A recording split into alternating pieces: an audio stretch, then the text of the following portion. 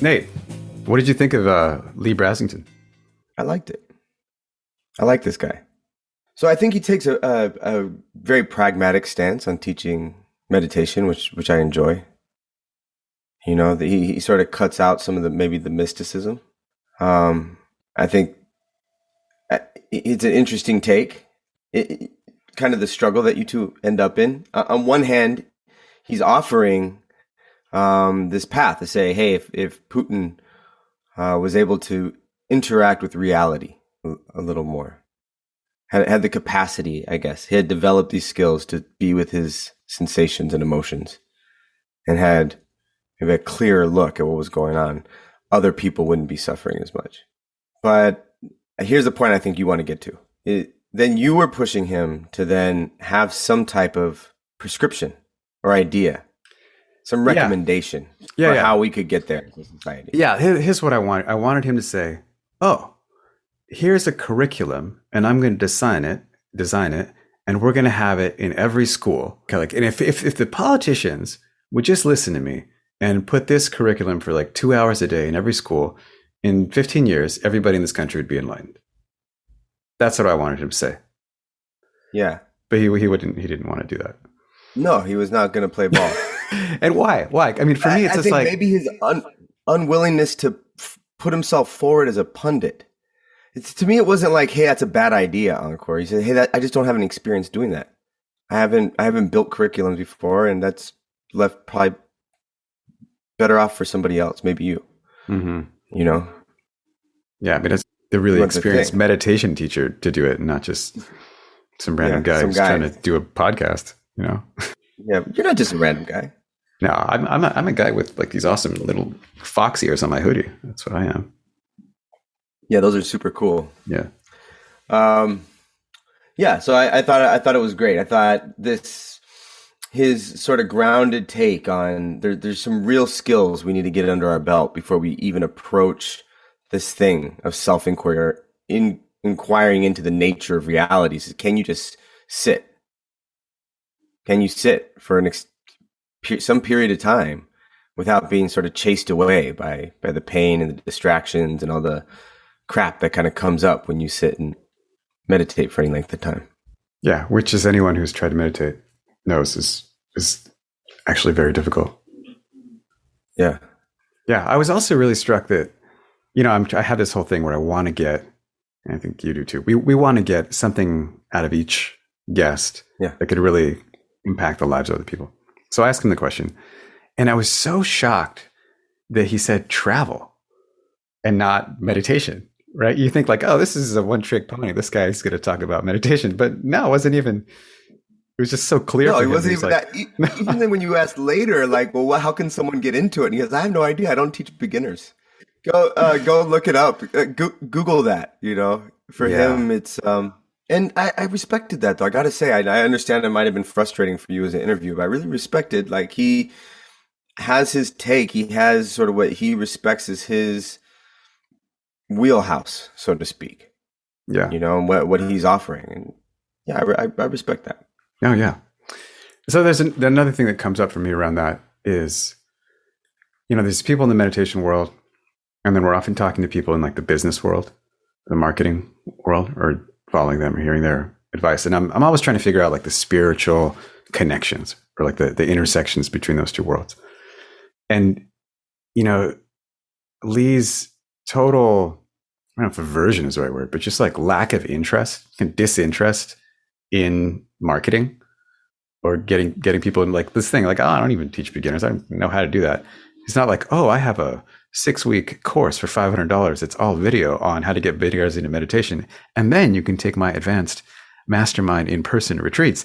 It's totally the opposite of what he's doing, which is so refreshing for anyone who's well, what if he would that destroy his credibility for you if he did have a savvy marketing funnel that? No, I think that I'm kind of looking for someone who has credibility who would do that. Uh-huh. I think that would be a net benefit to society to have people get that kind of attention to where they're at and meeting people where they are in the meditation world. If it wasn't sleazy and money motivated, which is why I think these people who are legit meditation teachers, like professional, or I don't know what that word even means in this case, but they're not allowed to take money. Like when he does in-person retreats, 11-day retreats, they charge for the food and housing of like the retreat center where he's at, but he does not take money from it because they don't mix like this incredibly. How does he make his, I don't know. how do you make it? Yeah, I don't know. I didn't ask him about that. Didn't come up. Fail. But I just know from other meditation teachers and from looking at his retreats online that it's just very clear that the teacher does not make money off of it. Right. In certain traditions. Yeah, all the ones that I've studied with. And this is he's a Dharma teacher. So he's teaching Buddhism in a certain lineage. Yeah, this incredibly priceless gift that is, they just don't associate it with money at all because I guess the money couldn't. And there's many ways of looking at it. One is about like moral failures and corruption and all that. But the other is that no amount of money could be worth the Dharma, right? Those are two of the reasons they give for not associating money with it. Yeah, gosh, Ankur, it seems to be sort of at the root of what you were curious about, or what we're kind of playing with in this conversation. Is like, is there some practical intersection here that would then have it would have a curriculum, it would have some public policy behind it, then of course it would need some PR, and actually all of this would then serve people knowing themselves better, being more comfortable with themselves and others, and according to Leigh, interfacing with what is actually reality and thereby doing less violence to others. Yeah. Which is, it's crazy because here I am, I've painted myself into this like Ayn Rand libertarian free market corner, which is a place I'd never wanted to be. But I'm going to say it, that, man, if there was just a little bit more of this like money motivation, self-interested stuff, a little bit, not a lot, in this meditation world, we might end up with a school system that was heavily rooted in meditation and where everyone, this is my dream, like by the time you're 17, everyone's like fully enlightened and has psychic powers and all that stuff that Buddha talked about. I think that's a little bit of a jump, if I'm being honest. I think that's a little bit of a jump. I just don't think you need to resort right to the Ayn Rand self-interest kind of party line of capitalism. You could just say, if people didn't have such an aversion to this type of communication, so it's like, it seems like there's people in one camp that are taking, I'm not even going to touch that, because even going down that road of sort of even articulating it, right? Like even articulating, saying this is a curriculum and it's a thing. He's just like, there's something just almost principally that work there, right? Like it's just not, he's not going to go there. Yeah. I've interviewed other meditation teachers that are not even allowed to say that they're meditation teachers on the air because that could get involved with ego. Their promotion, right? Yeah. So there's that whole, it's very separate for that one camp. You're right. No, I like where you're going. I think it's much more moderate and integrated than where I was going. So please continue. Okay. Oh, good. I'm glad. Well, then maybe I could just ask you, if you couldn't get it out of him, are you willing to venture an idea about what would that look like? Is that something that happens at a public policy level that we just need to teach? Like you guys talked about sort of teaching mindfulness in schools, but like what is the pathway then to address some of this stuff on a societal level? Yeah, my dream. So Gandhi, one of my heroes, his whole notion of education was that they would teach two things: languages and all the religions of the world. So they'd basically give people a really diverse moral compass and ability to understand everyone that they would possibly interact with in their lives. So understand their religion and therefore their culture, and also be able to speak their languages. And through that, we'd all be able to like get along and be happy and all the good stuff. So I like that. I'm influenced by that. If we also added like actual mental and spiritual training techniques, like the stuff that Leigh Brasington knows about and that I do not, wouldn't that, I study math. I love math. I think math is important. But what if that was just like, that was the basis of it for the first like 10 years or whatever? Wouldn't that even be like more? And then when people learn the math and the engineering, there's like a higher likelihood they're using it towards the public good and not just mutually assured destruction. That's my fantasy. But I'm not an expert. I don't know how to do that, Right.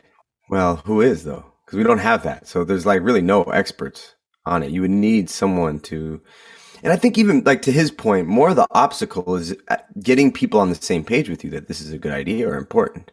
Like, why not teach Christianity? Why not teach the Bible instead of meditation practice? I could see that some segment of the population would see it that way. Oh, this guy wants to teach Buddhism.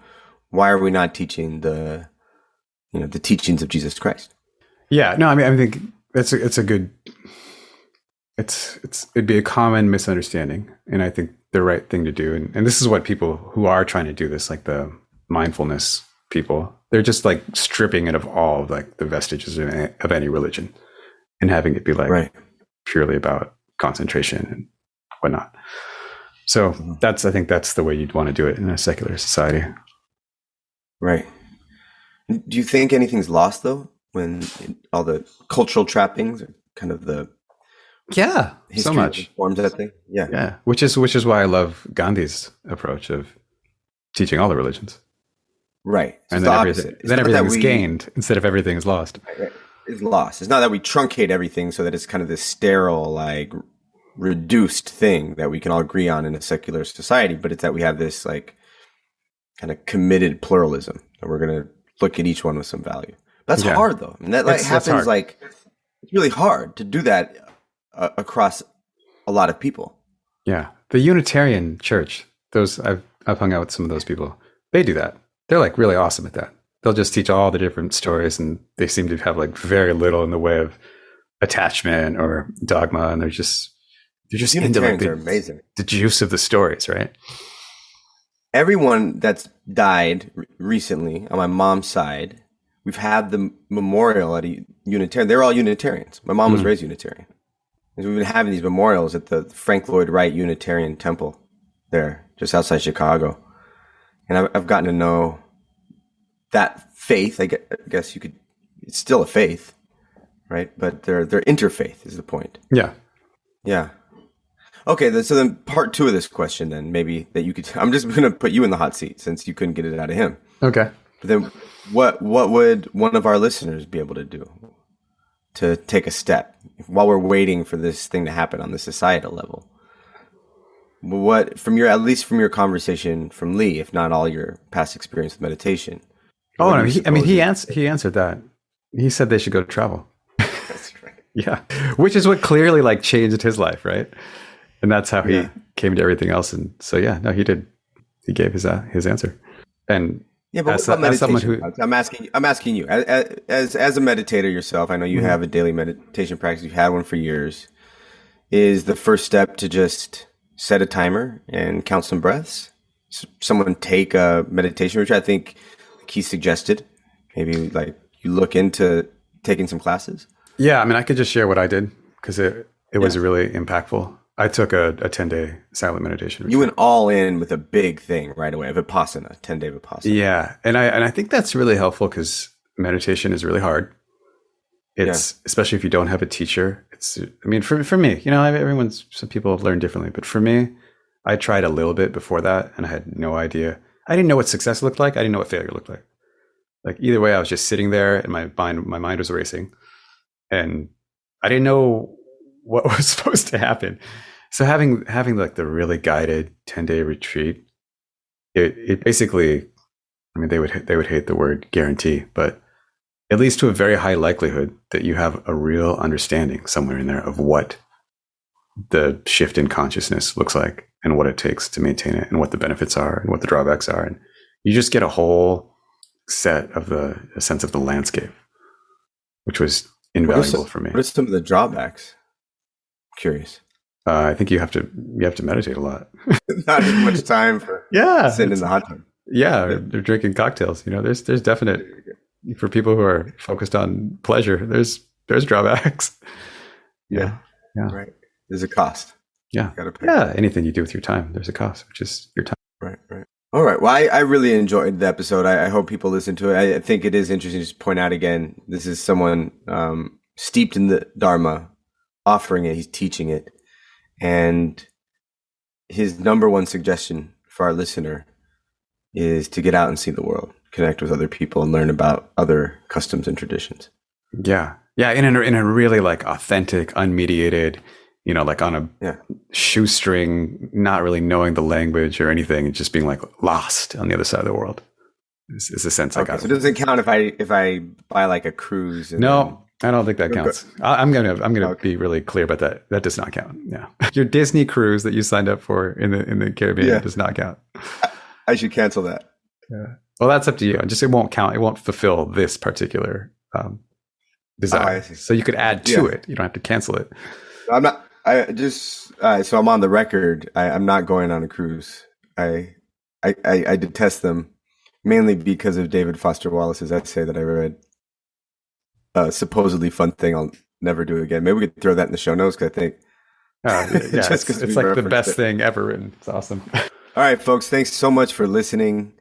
Follow us on Twitter. It's 10KH Show.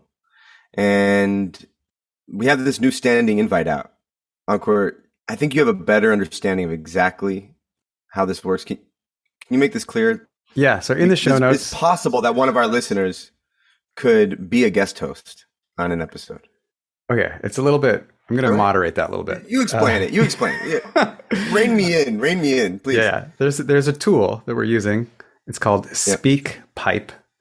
That may change in the future, but the idea is that you'll be able to record your reaction, your own debrief, if you want, of this or of the episode with Leigh. And if it's like awesome and insightful, like Nate always is, then we'll air it.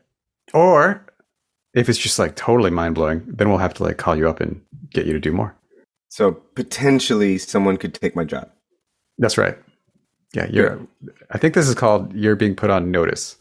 Is that what they say? I'm putting you on notice. That's like a pop culture something thing. Like that. Yeah, that's right. Yeah, you wouldn't know much about that. I don't know. All right, folks. Thanks so much. Talk to you next time.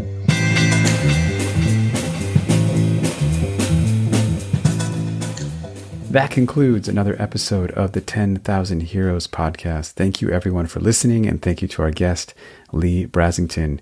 Your hosts are Ankur Shah Delight and Nathan Ramos. The artwork is done by Pierre and the theme music by DJ Plainview. We have a new audio editor, Martin Santagada, so thank you to all those guys as well. If you like the show and you want to support our mission and our growth, there's a couple of things you can do. I think the main one is to reach out and let us know how the show has affected positively, I hope, your life. We have an audience survey, but you can also just email us at info@10kh.show or let us know at Twitter. Our handle is 10kh show. Another thing you can do is just send this episode or any of the episodes that you've enjoyed to your friends. I think that's the way it's going to grow. So we really appreciate you listening all the way. Love to have a positive role in your life and to help redefine and deconstruct the notion of what it is to be a hero, to broaden that field and allow everybody to understand the heroism that they have already within them. Thank you and take care.